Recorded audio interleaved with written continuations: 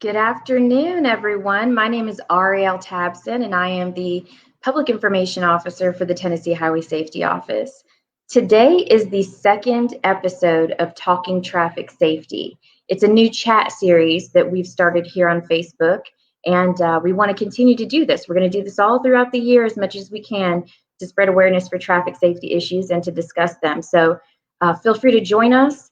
And so this particular episode is in celebration of National Teen Driver Safety Week.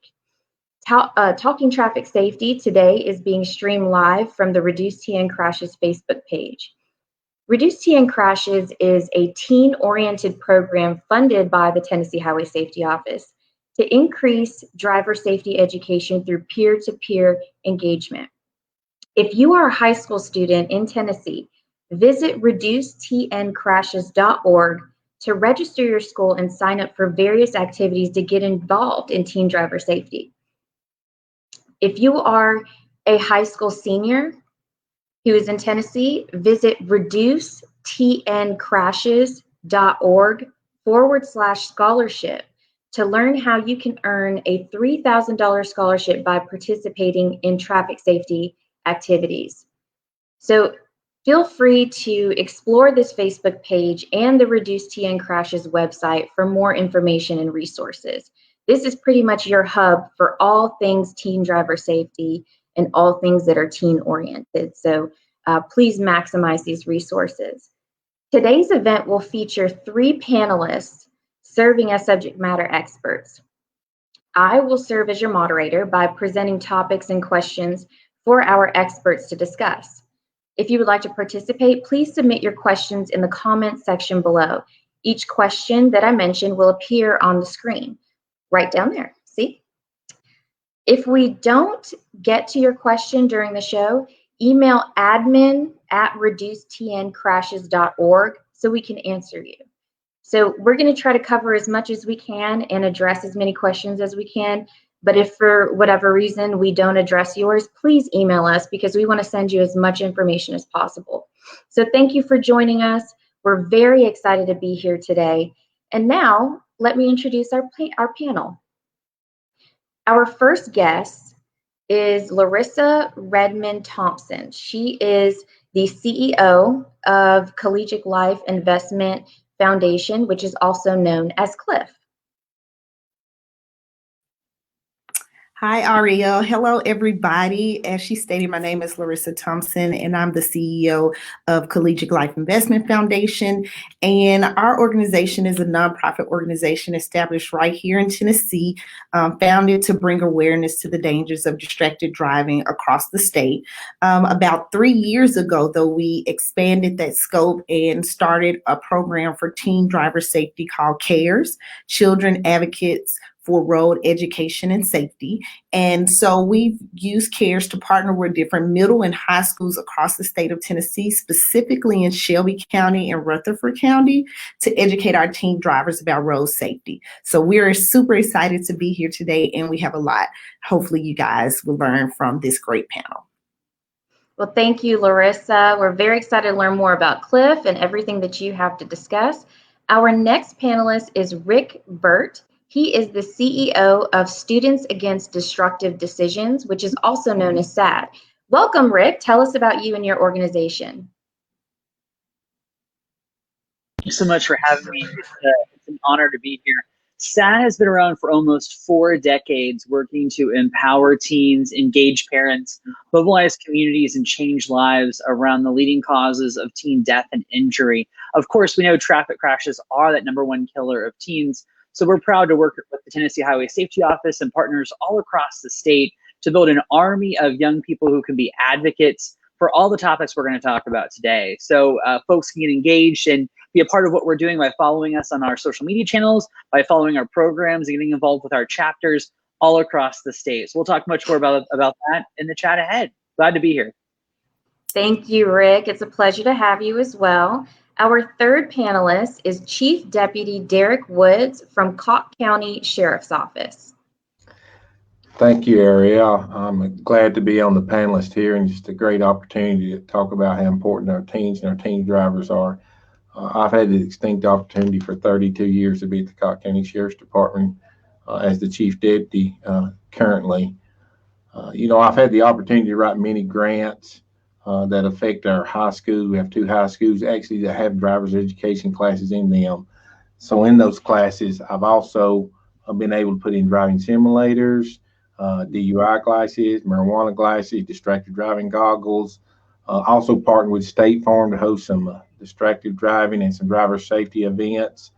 And also got a grant through State Farm to put into our schools to educate drivers in the classroom. Awesome. It's a pleasure to have you and your background as well. Now, later on in the show, we are going to have an additional speaker who's going to pop in and join us. But for right now, we're going to go ahead and jump into this discussion and meet more and learn more about our speakers. Let's start with Larissa. Well, just tell us, what is the purpose of Teen Driver Safety Week?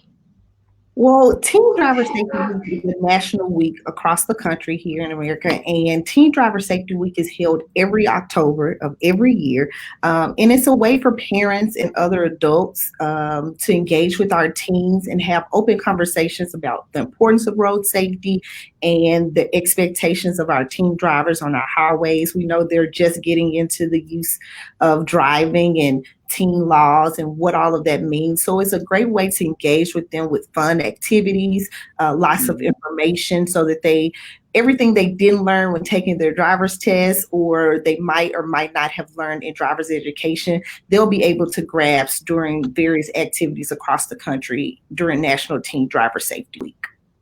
Awesome. You mentioned teen laws. There is a program called the Graduated Driver's License Program. So I want to go to Rick and ask you, what is the Graduated Driver License Program, and why does it matter? Yeah, those GDL laws are so important. All across the country, data continues to show us that when teens and parents work with law enforcement to have solid GDL laws, teen crashes, fatalities, and injuries, they go down. GDL laws are designed to slowly introduce some of the leading causes of distractions and risks that happen inside the car and around behavior to young drivers as they master that art and that science of being a safe driver. It's interesting you call it an art and a science, because it really is. It takes a lot out of you to be a driver and do it safely and successfully. Well, let me ask you, what are the 3 stages of the GDL program? Absolutely. In Tennessee has a great GDL law that starts with the learner's permit stage. At this stage, at 15 years old, you're required to have some basic elements such as a vision test, a knowledge test, and with proof of citizenship and a parent signature, you can begin the journey of being a safe driver.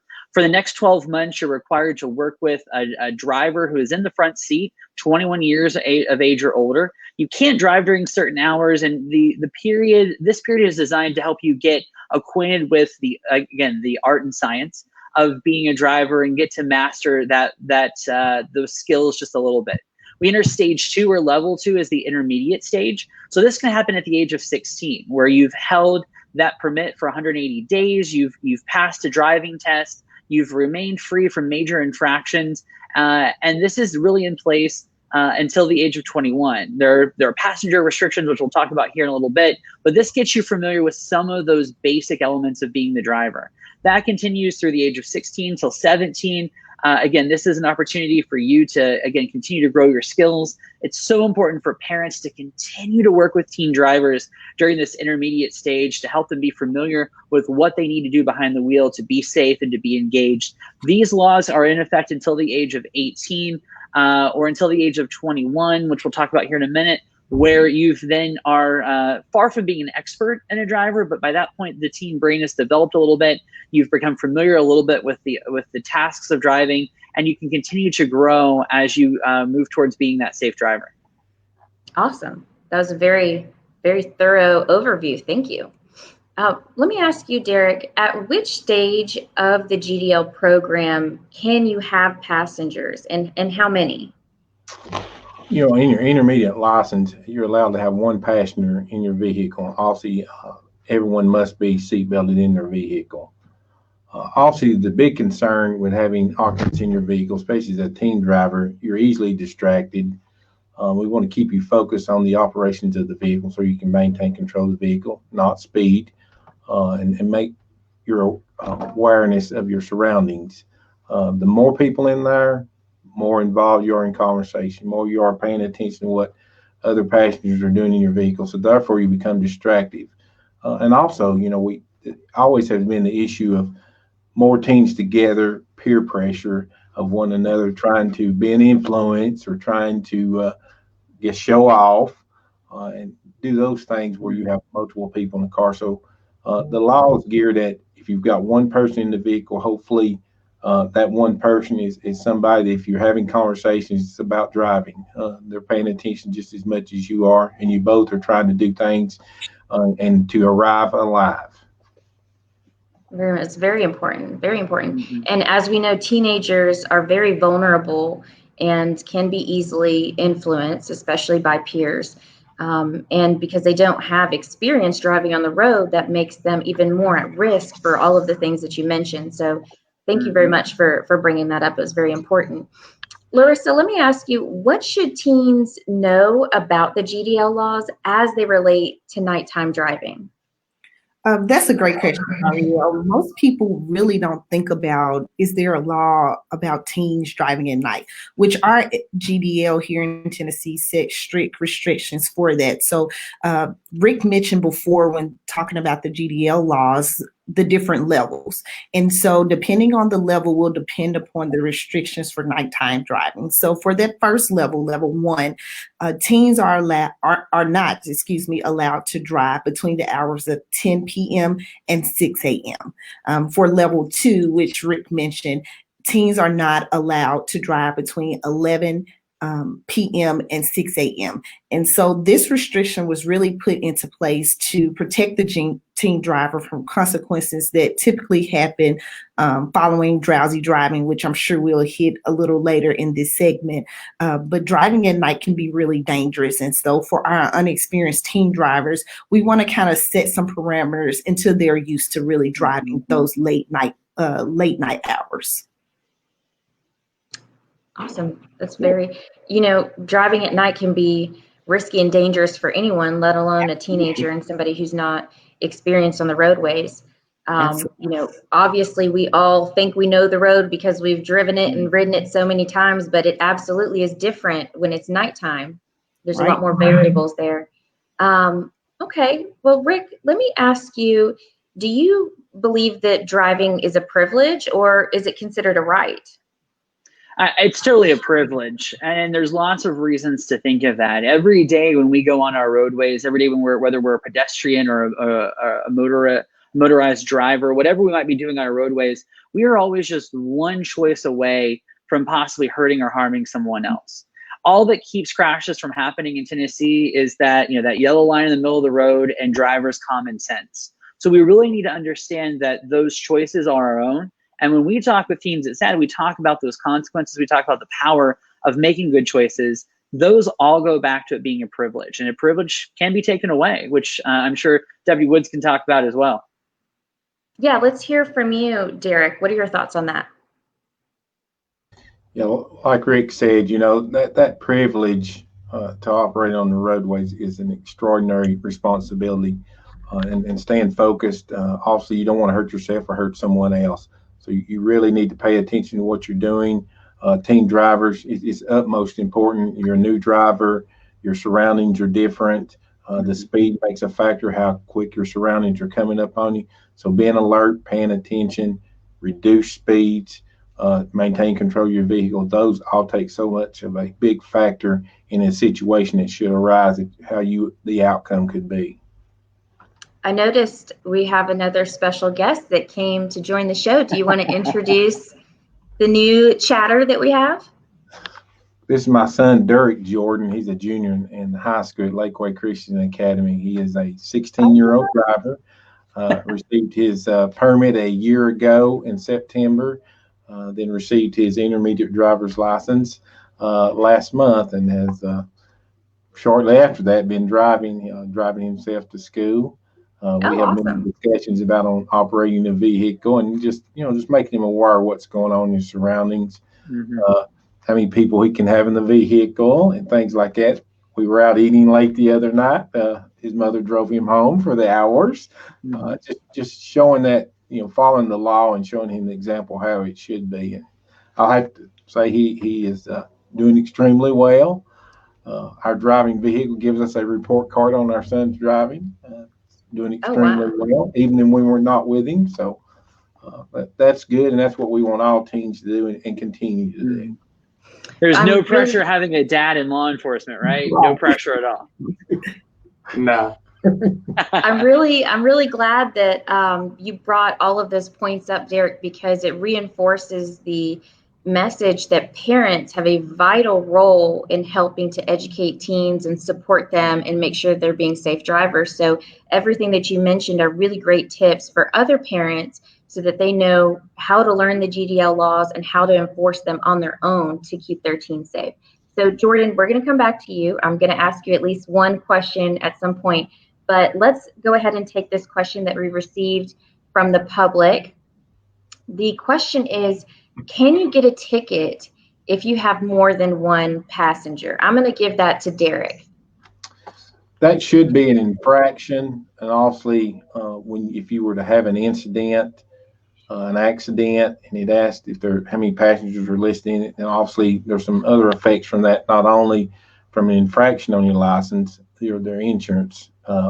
Once they read the report and see you have multiple drivers, even if it was a minor incident, but under the traffic laws, we list all the passengers in the vehicle. So they're, your insurance is going to say, okay, under the GDL law, you're allowed to have so many passengers in your vehicle. Although it was a minor incident, they're still going to hold you accountable on that side also. But it can incur some infractions on the drivers, teenage drivers operating. And obviously infractions come with points. There are different point systems for each infraction, speed limits of higher speed, higher points. You have them all the way down to a critical incident where somebody was killed, multiple points going on your license. And obviously within the GDL law, you're only allowed 6 points within 180 days of getting your license. So therefore, you could be required to go back to a certified driving school, or you could be retracted back to a potential learner's permit if you were in the intermediate. So you could go back to a lesser level, depending on the facts and the outcome of your case.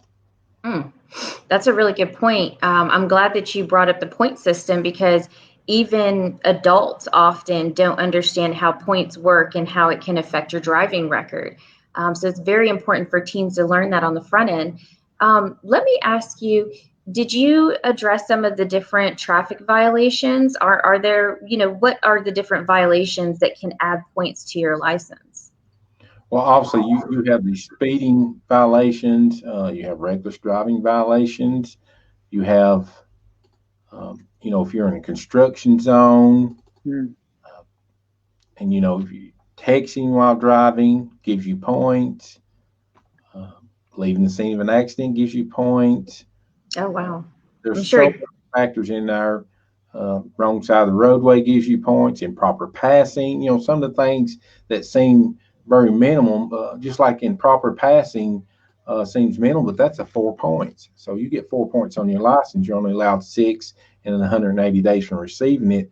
So therefore, things start adding up. Not only does it affect your driving privileges, it will also affect your insurance rates, because insurance companies, they're in that industry, they're observing your driving history and determining what your rate should be at that point. So it can have an effect.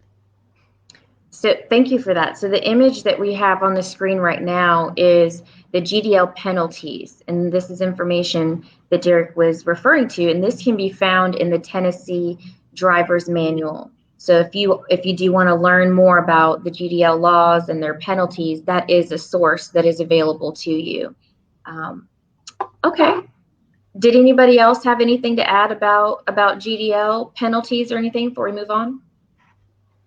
Okay, let's dive into our next subject. Larissa, let me ask you about the impact of speeding on car crashes. Well, Aria, I can't talk enough about speeding because speeding seems to be something so minimum. I live here in Shelby County, and I say we because I live here. I'm going to join with the whole team. But speeding is natural. Is if you're going the speed limit is as if you're doing something wrong on our highways, and I think that is pretty a general consensus across the country, definitely across the state of Tennessee. And so it's something we really want to start um, paying more attention to, especially with our teen drivers, so they can be better drivers than we are now. Is never too late to learn and never too early to learn about speeding. And so when I talk to our teens in the CARES program or just across the state, something such as combined speed is a huge factor when you're talking about speeding. You think, well, I'm going 60 miles per hour, or for example, if you're going 30 miles per hour and you crash with someone else going 30 miles per hour, that's a 60 mile per hour crash impact on each person's body, or passengers if you have passengers. For our teens, you shouldn't have too many passengers, as Deputy Chief has just told us, but those combined speeds really impact serious injuries, lifelong injuries, and even fatalities. So combined speed is something very important when you're talking about the impact of speeding on car crashes. Another thing is your reduced ability to correct yourself or to react. As we know, there are always things on our highways. I like to call the tires from 18-wheelers litter. I just call it highway litter. They're everywhere. And especially for a lot of small cars, you run over that, you're going to lose control. And if you're going at a higher rate of speed, you might not be able to get that control back. We know that sometimes other drivers are distracted. Most of driving is defensive, not offensive. And so if you're going too fast and you're not able to swerve or to slow down, you might be the cause of a car crash. And depending on that speed, it could be very serious. When I think about speeding, probably the last thing I like to share with my teens is the reason for speed limits in general. I know people like to think like, hey, 45, who cares? 45 miles per hour. If I go 50, what difference does it make? There was someone at some point who worked for TDOT or wherever it is in another state, and they did the science. They did the math to say, hey, if you're going 45 on this particular highway, you reduce the likelihood of a serious crash. And so since someone has gone before us to do the science, we might as well follow the rules, right? We don't want to get tickets. We don't want points off our license, but most of all, we have speed limits so that we don't die, right? And I hate to be just kind of punching in there, but we have fatalities every day on our highways. And so we want our teens and our adults to live long, fruitful lives, and driving the speed limit can help that at any rate. Thank you. Thank you for sharing that. Let's go ahead and shift into some of the other traffic safety issues that teens might face. There's a common word called the 4 Ds of impairment. What does that mean, Larissa? What are the 4 Ds of impairment? I like to say if you can stay away from the 4 Ds as a driver, you're probably doing a good job, right? So that's drunk driving, drugged driving, drowsy driving, and distracted driving. Those are the 4 Ds. I'll repeat them. Drug driving, distracted driving, drowsy driving, and drunk driving. So these are the 4 main types of impairment that can cause you to crash or have a fatality. Well, let's talk about distracted driving then, Larissa. What are the 3 types of distracted driving? So there are 3 common types of distracted driving. There's manual, visual, and cognitive. And I'll kind of give you a definition for all of them. So your manual driving is anything that physically takes your hands off the steering wheel. That could be something as simple as reaching back to get a purse or a bag, or taking your hands off the wheel to play with the cellular device. It can be something minimum to you, but it's a distraction when you're behind the wheel, a manual distraction. A visual distraction is simply what it says, anything that takes your eyes off focusing on the road. We know when people are driving, you look everywhere. Specifically for our teens, that's why the GDL has restrictions around passengers. When you have more people in the car, you tend to look at them when they're talking or look back in the car. And so you want to keep those visual distractions to a minimum. And then the last distraction force, the three types of distracted driving. Sometimes I say it's almost the most critical is cognitive distraction, because it sneaks up on you. Most people think I can talk while driving, even if I'm not using my hands, even if I'm looking at the road, I'm doing a good job. But science has taught us that if your mind is not focused on driving, then sometimes you see things that really aren't there. Most of the time, all drivers, not just teen drivers, we drive pretty much the same places every day, at least Monday through Friday, especially if you're going to work or going to school, which might be a little different now because of COVID, but typically pre-COVID, we had the same routines in driving. And so your mind sees those streets and those stop signs, and sometimes your mind will be distracted. And if you're distracted on something else, it's not focused on the primary task of driving. So I like to tell people about all three types of distractions. And as we know, when you think about cell phones, and we'll talk about hands-free soon enough, I'm sure, but when you talk about cell phones, they encompass all three: the manual, the visual, and the cognitive. And so that's why we're pushing for such stronger distracted driving laws across the country. That was a very thorough explanation. And also, when I think of cognitive, I think of emotions. When you're upset or if you're angry, we all know road rage is a major issue. And so if you are somebody that is experiencing a heavy emotional situation while you're driving, sometimes you just need to pull over. Absolutely. Just pull over and collect yourself. Absolutely. So you mentioned the hands-free law. So Larissa, can you explain to us what the Tennessee hands-free law is? Yes, and I'm very excited to do so. I told you in the introduction, Cliff started as just strictly focusing on distracted driving. And so I was very excited when July 1st, 2018, Tennessee was the 19th state in our country to pass a hands-free law, which basically states that no driver can hold his or her mobile device while driving. So that makes it illegal for any driver to write or send or read any type of communication on their phone, to record or watch any type of videos. And so the new law here increases fines for distracted drivers, and it also adds points to your driving record, which it didn't before. So we're very excited here in Tennessee, those of us in the traffic safety world, and probably Deputy Chief can attest to this, being in law enforcement, holding some of these distracted drivers accountable. And so for our teens just starting to drive under their GDL, they now have some stronger laws to follow by with Tennessee's new hands-free law. Awesome. Thank you. And I know that teens and parents probably have a lot of questions related to the hands-free law, in addition to what you explained. So visit the reducetncrashes.org website, and you'll learn about the different forms of distracted driving and the hands-free law, and how you can get involved and how you can actually share posters and materials to inform others about the law.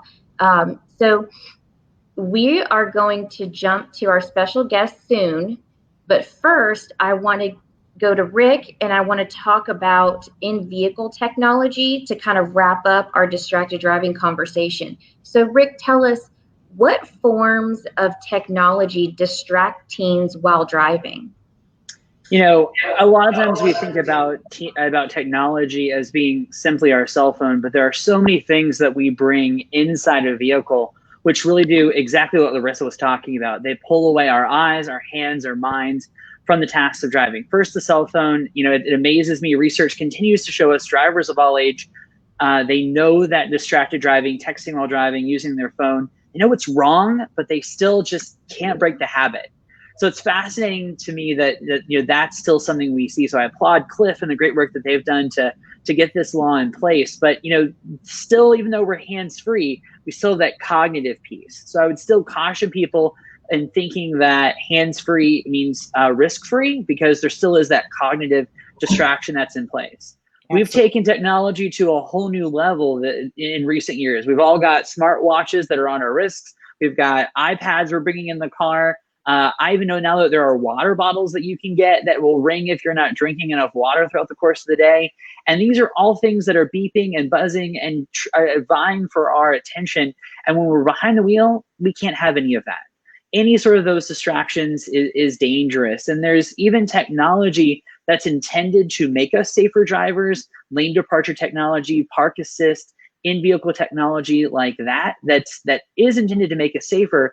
But for teens who are just getting started, it's so important they know that technology is, one, on the car, and two, they know how it works. Because otherwise, when your seat starts vibrating, your wheels start shaking, if you're not aware of what that technology is trying to direct you to do, it can be a distraction itself. And even as we think about the new era of autonomous vehicles, SAT is proud to partner with organizations like Waymo that are bringing AV technology to the forefront. But we're still generations away from that, right? We're still generations away from the whole fleet of drivers, the whole fleet of vehicles that are on our roadways being in that spot. I don't know about you all, but I enjoy watching a little TikTok video here and there.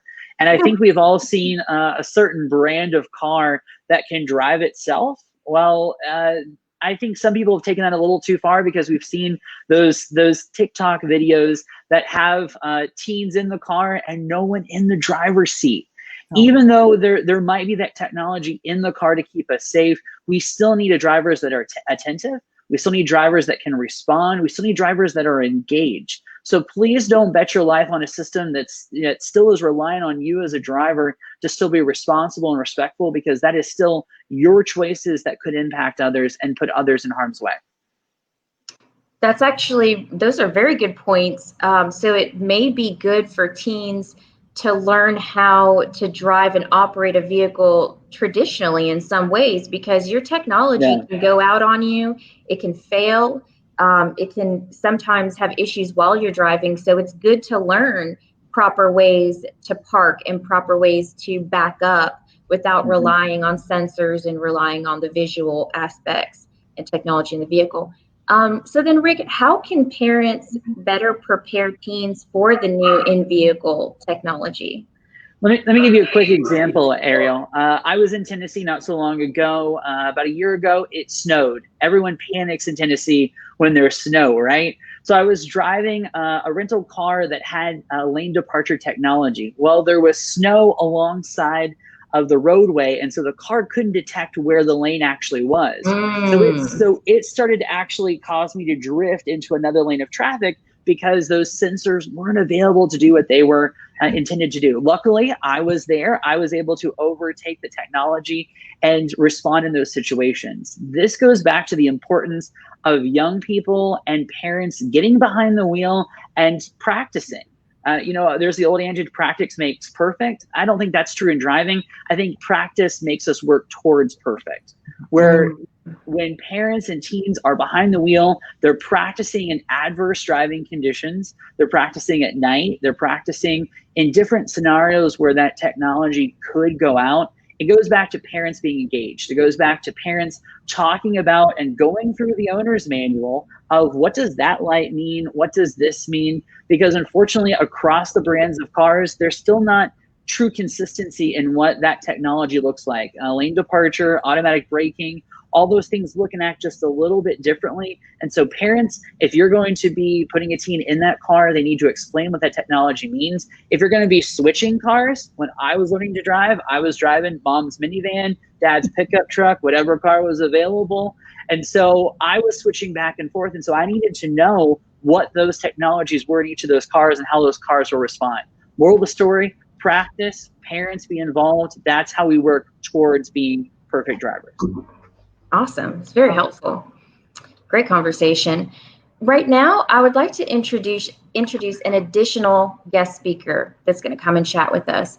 Please welcome Jaden Van Zant. He is a recent graduate from Franklin County High School who currently attends Middle Tennessee State University. As a teen, Jaden was actively involved in a program called the Tennessee Teen Institute, where he now serves as a mentor. So, Jaden, thank you for joining us, and tell us a little bit about you. Hi, I'm Jaden Van Zandt. I'm 20 years old. Like you said, in 2018, I graduated from Franklin County High School. In December 2019, I received my associate's degree from Motlow State Community College. And now I currently attend Middle Tennessee State University, where I study psychology. And I am also a peer leader at the Tennessee Teen Institute. Wow, that's very impressive. We're excited to have Jaden join the conversation because he's closer to being a teenager than we are. And so we want to have somebody that has that perspective of just recently graduating high school and entering the highway and the roadway. So tell us about your experience at Tennessee Teen Institute and how you got involved. Well, I got involved with the Tennessee Teen Institute when I was 13 years old. So I was a participant from 2013, 14, and 15, and then 2017. And then in 2018, I became a staff member where I've continued to, return and be a peer leader at the camp. And really what the Tennessee Teen Institute does, it is a leadership organization. It's a leadership conference where you learn about distracted driving, you learn about drugs and alcohol, and you just gain leadership skills while interacting with other teens that are, have the same type of mindset and goals that you do. That's awesome. So let me ask you, Jaden, what do you believe is one of the biggest challenges facing teen drivers? Well, because we live in an age of technology, I really think it's distracted driving, as well as texting and music and all of these different things. You have these big displays in your car now, and I believe there's a lot of distractions, as well as not always following the regulations set. So having more than one person in the car when you're only supposed to have one could also cause issues. So I really think it is distracted driving. Thank you. Let me ask you, was there a time when you or someone didn't drive safely? Tell us about that experience. Well, one time when I was a junior in high school, and this is kind of a funny story because we probably overreacted to what this situation actually was. But my friend, he was driving pretty fast, and we were on back roads in my town, and my county kind of borders Alabama, right? And so we're on these back roads. My friend thinks he knows where he's going, and somehow we end up in Paint Rock, Alabama. And so once we realize where we are, he pulls in a field to turn around. And there is this fire, right? And there's people standing around it. They look like they're dressed in white. We think we just pulled up on a cross burning, which we probably were just overreacting. We were like 16, 17 years old. But the reality of the matter was we really didn't know who they were. We didn't know where we were. And that was partially because he was driving fast and not paying attention. He was on his phone. He was changing the music. He was texting. And neither of us were really paying attention to where we were. And so it was a potentially dangerous situation because of how fast and he was driving and because he was driving distracted, on top of the fact that we didn't know where we were. Well, let me ask you, that is a very dangerous situation when you're driving at high speeds, you're distracted, and then you end up being somewhere where you have no idea where you are. So how did it make you feel? Tell us how you felt during that experience. Well, initially when we were just driving, I had actually kind of gotten used to the way he had driven, which is bad to say because we shouldn't get used to that. You should be, aware that this could be potentially dangerous. But I had, when I realized I didn't know where I was when I got really nervous. And obviously, like I said, we didn't know who these people were standing around this fire, who they were or what they were doing. So that made me very nervous. Yeah. So what advice would you give to a teenager who feels unsafe when someone else is driving, even if it is a friend that is the driver? Hold your friends accountable. pay attention to where you are, make sure people know where you are, and hold your friends accountable to the rules of the road. If your friend's texting, tell them put their phone down. If they are trying to change the music, ask them if you can change the music for them. If they're speeding, ask them how fast they're going. Tell them to watch their speed, that type of thing. If you feel uncomfortable, you don't have to just sit there just because it's your friend. And if you ever feel like you're in an extremely dangerous situation, call a parent, call an adult, and in very extreme situations, call 911. It's really great advice. And like you said, we shouldn't accept bad driving behavior as just being, oh, well, that's just how he drives. That's just how she drives.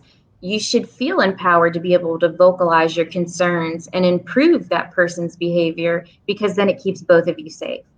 There is a lot of responsibility to driving. And I know with teens being new and vulnerable to the road, can you tell us a situation when you or someone you know was confused about their responsibilities as a driver? Well, I did have a friend that was in a situation. He actually wasn't driving, but his girlfriend was.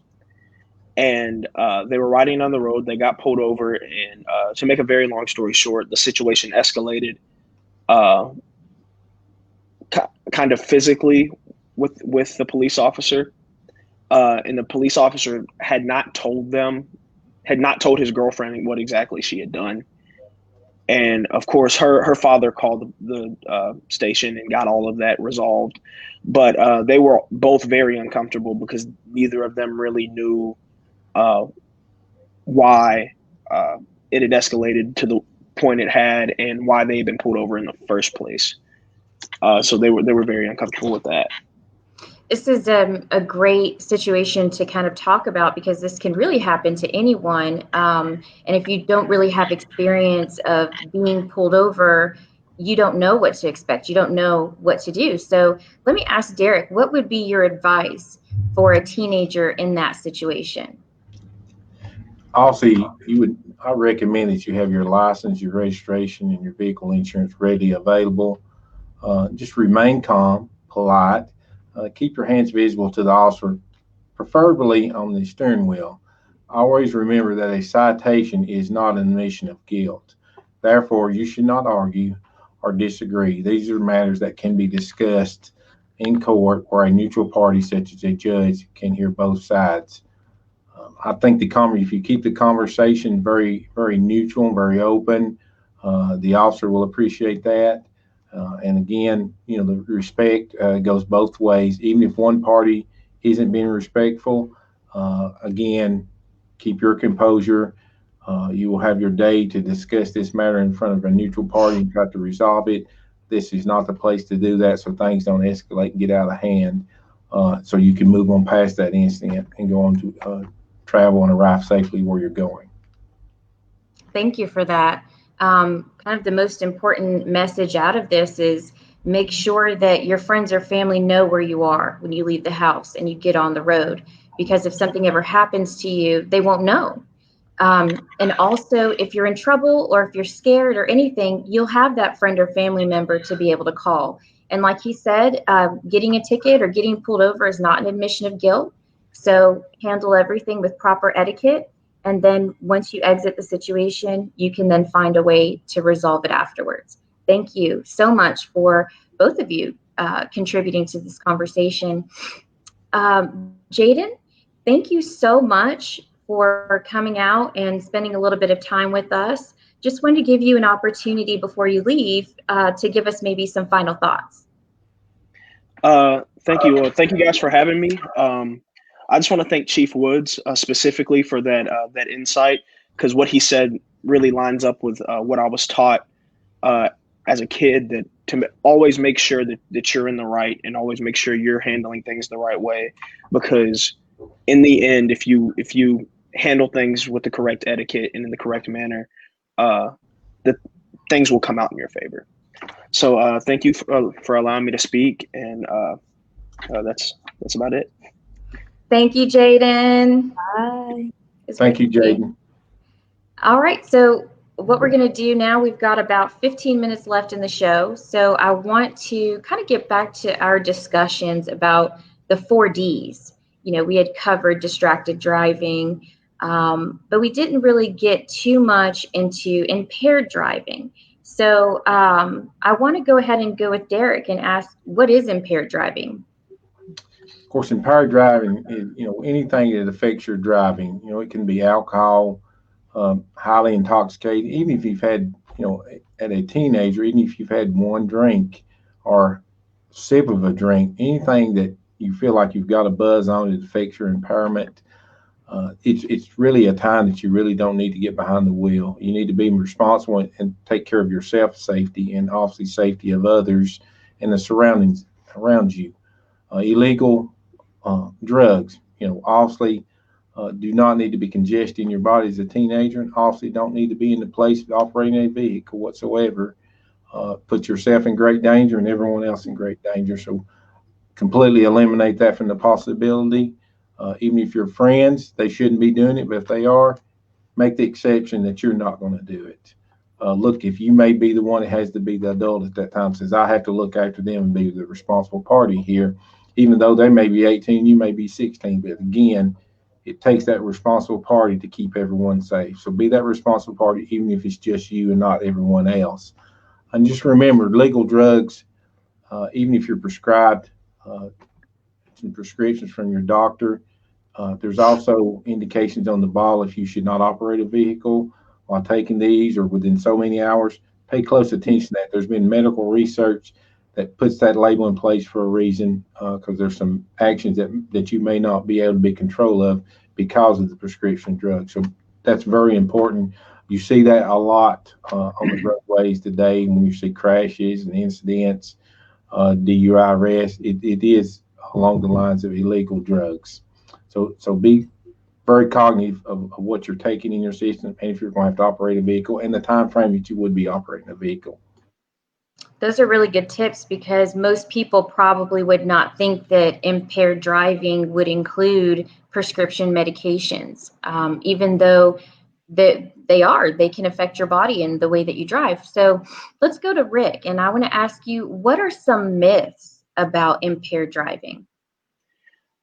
One of my favorites is that, the traffic safety community has been talking about impairment since the 80s.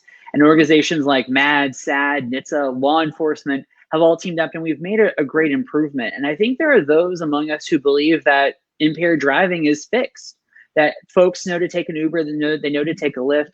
But I think, Chief Deputy Woods brings up some great points. We forget that buzzed driving is drunk driving. That first drink does change how you drive. The National Highway Traffic Safety Administration reminds us that if you feel different, you drive different. And so I think it's so important for us to think that impaired driving is still an issue that results in 25% of the fatalities on our roadways, and every single one of those is preventable because it goes back to a choice. And I know I'm beating that dead horse, but I think it's so important for teens and parents alike, for all of us really, to remember that. I'd also say that, we think that if it's medication or if it's natural, there's a great debate raging in our country right now around marijuana, and thinking about, is marijuana natural? Is it a plant? Again, it goes back to the issue of impairment, like Chief Deputy Woods said. Those things affect your inhibition, your reaction time, your ability to safely have the cognitive clarity to react to things that come up when you're a driver in the course of normal operation. And even though it might be something you get from a doctor, it still can change those abilities, and it can change how you drive completely. Well, Rick, wouldn't this also relate to the labels that are on medication pills? Like, what's the purpose of that label? Yeah, I was talking with a teen actually in Nashville a few months ago, and they said, we were talking about, well, I'm not operating a forklift. I'm not using any heavy machinery. Well, time out. Actually, you are, because that vehicle you're driving is a heavy piece of machinery. So I think we need to recalibrate what we think about as our responsibility as someone consuming that medicine. Maybe it's an over-the-counter decongestant. Maybe it's a cold medicine. Some of those things can really impair you, not just in the moment, but for hours after consumption. So it's so important that we think about how long that impairment's going to last. If we have early morning commitments, when we take that NyQuil, maybe we recalibrate again how we're going to get there to swim practice or band practice or to that SAD meeting at 7 a.m. before school. All those things come into place with medication. Even if it's over the counter, even if it's prescribed, they do still impair us. Absolutely. That's very important.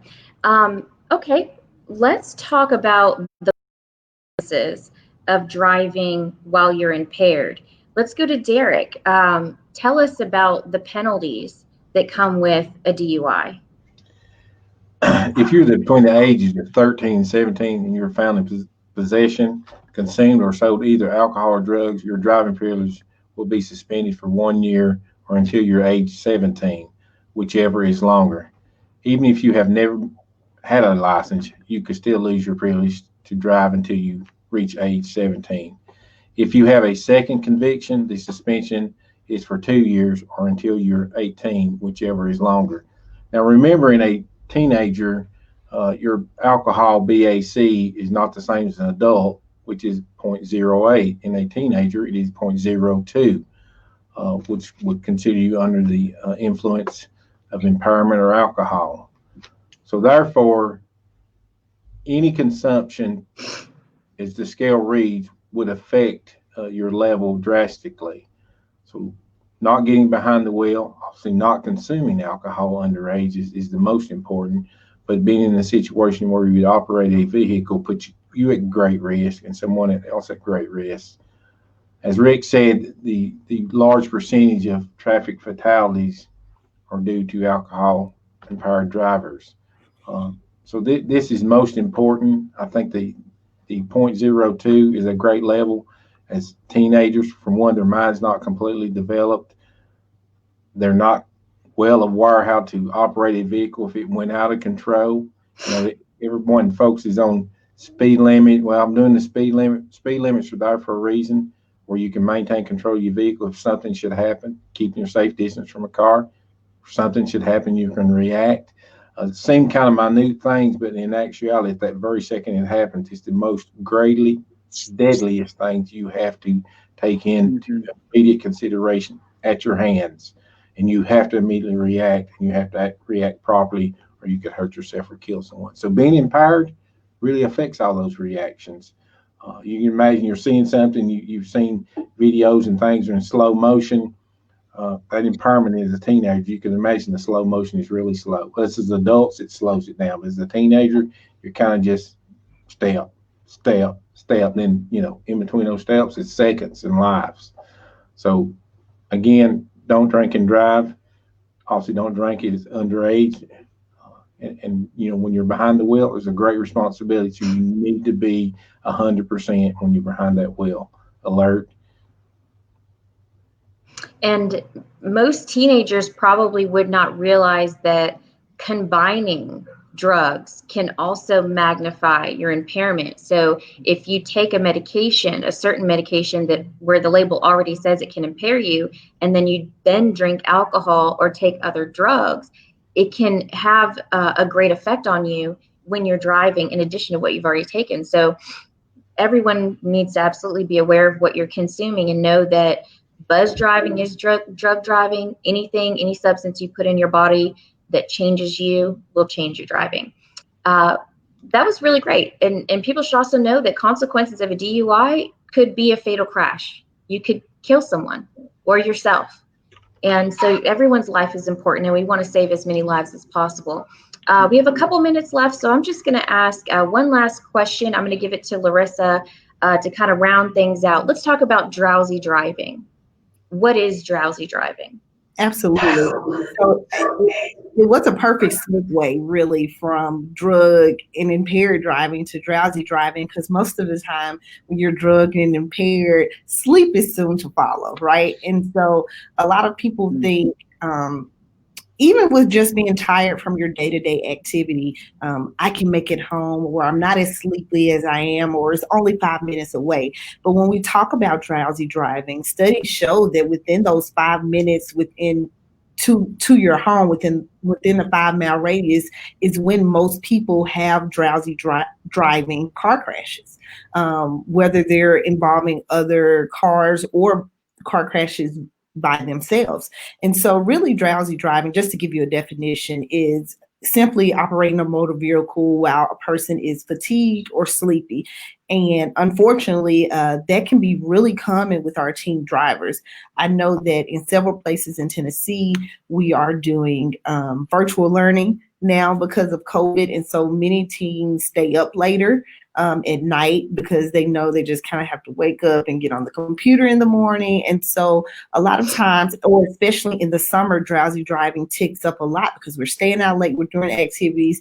And in this case, teens think they can make it home. But when you're up 18 hours out of the day, your body has to shut down. It's simple science. And so that's what drowsy driving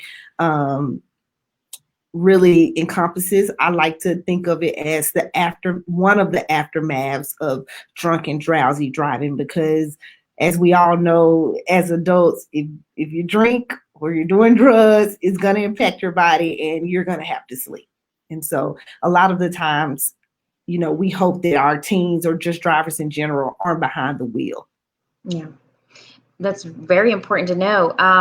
We have a little bit of time, so I'm going to do this. I'm going to have Rick tell us about ways to prevent drowsy driving, and then I'm going to ask our very last question of Jordan Woods, if he's still available.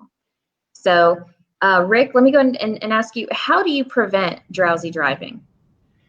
Ariel, is pretty simple. You get some sleep. It sounds that simple because it is. The teen brain needs more than 8 hours of sleep every night. And when SAT has done research across the country, we continue to see that teens aren't getting enough sleep. They go, under normal circumstances, I know this year is very different for all of us, but under normal circumstances, they get home from school, they have homework, they have after school clubs, activities, they disappear up to the room where we all think they're doing their homework. But we know that there's other things that distract them. Again, TV, social media, talking to friends, FaceTiming, et cetera, et cetera. So they're staying up to the wee hours of the morning. They're getting a few hours of sleep. They're jumping out and they're doing this all over again, right? They're getting up to go to swim practice or whatever their morning activities might include. And oftentimes I hear from teens and parents, well, I'll catch up on the weekend, right? Like, I can sleep later. Well, it's not like that. It isn't an ATM where you can make deposits and withdrawals whenever you want. Your body needs that constant rhythm. Your body also needs a schedule and a regular set. And like Larissa said, all of our schedules are off right now because of COVID. So parents need to talk with their teens. They need to check in with their teens and make sure they are getting that enough sleep. Again, like it's already been mentioned, the radius around the home and those short trips are just as dangerous as when you're driving across the country. Don't think that caffeine or rolling down the window or turning up the stereo, none of those things are actually going to fix the issue. If you do feel drowsy, pull over, take a quick power nap. If you're going a long distance, call a friend, call a parent, call anyone. Everyone would rather make sure that you get where you're going safely than experience a tragedy because of, again, something that's so preventable. So together we can get enough sleep. We can keep rocking and rolling. Awesome. It's really great advice. And I'm glad that you shared about caffeine, because a lot of people think, well, let me take a 5-hour energy or, drink this Red Bull and that'll help them power through. But you don't understand that at any time you could lose control of that vehicle or nod off and end up crashing and hurting yourself or killing someone else. That's so true. Well, let's round out the show with our special guest, Jordan Woods. I want to ask you, and this is not scripted at all, what is the best way that we can reach teenagers? How can we better communicate with you to educate you and reach you? I think it's through the parents. It's an easy way to get to them. Also through technology, because that's what teenagers use a lot of times. So let me ask you, how do you get your news? How do you learn about things that are going on around you? Usually through my parents or sometimes even school. Oh, yeah? Okay, so you don't depend on Twitter, Facebook, TikTok, Instagram, any of those things to get majority of your information? TikTok sometimes. Yeah? Okay. Well, this just goes to reinforce that parents have the most vital role in educating and protecting teens. Jordan, is there anything that you want to share or say before we close out the show? No? Okay. All right. Well, let's go ahead and wrap things up. At this time, I would just like to thank everyone for being a part of the show today. This concludes our episode of Talking Traffic Safety. I would like to thank our speakers, Larissa Redmond Thompson, Rick Burt, Derek Woods, and Jaden Van Zant, who was our pop-in guest. And before we go, does anyone have any closing remarks? Well, I'll just like to say we're doing a host of things through Cliff and Cares. Go to www.clifftn.org to catch out some of our Teen Driver Safety Week activities. And I'm sure SAD is doing a lot as well. You heard the words right out of my mouth, Larissa. I love it. Yeah, our team at Tennessee SAD, Gavin Gill and Presley Connor, are rocking this week with activities from border to border. Make sure you follow us on all your favorite social media channels at Tennessee SAD. That's how you can stay connected. I would also encourage our students to find a chapter near them. Parents connect with a chapter. Law enforcement connect with a chapter. If you go to TennesseeSAD.org, we can get you connected with a local chapter to help you be an advocate for teen driving as well. And I just want to thank my fellow panelists in the Highway Safety Office for hosting this event. Yes. Awesome. And all of these organizations can be found on reducetncrashes.org. So if you go to that website, you'll be able to find activities related to Cliff and SAD. Chief Deputy Woods, you have the floor. Your closing remarks. Well, again, I want to thank y'all for the opportunity to be on the panel. It's obviously teenagers driving is very important to me, as I have a teenage driver, and as I'm out here working, everyone else's child is behind the wheel driving a vehicle. It's important to me because I want them to arrive alive. Just keep in mind, we've got to educate our kids. We've got to keep them informed of what's going on so they can be more alert and cognitive in their driving skills. Because, you know, this is 2020, 10, 15, 20 years down the road. What we've set in place now for these teenagers to understand how the driving abilities and the privileges and the responsibilities that they should have, hopefully will change the era we've got of traffic fatalities, traffic incidents, and reduce our fatalities throughout the state of Tennessee and throughout the nation.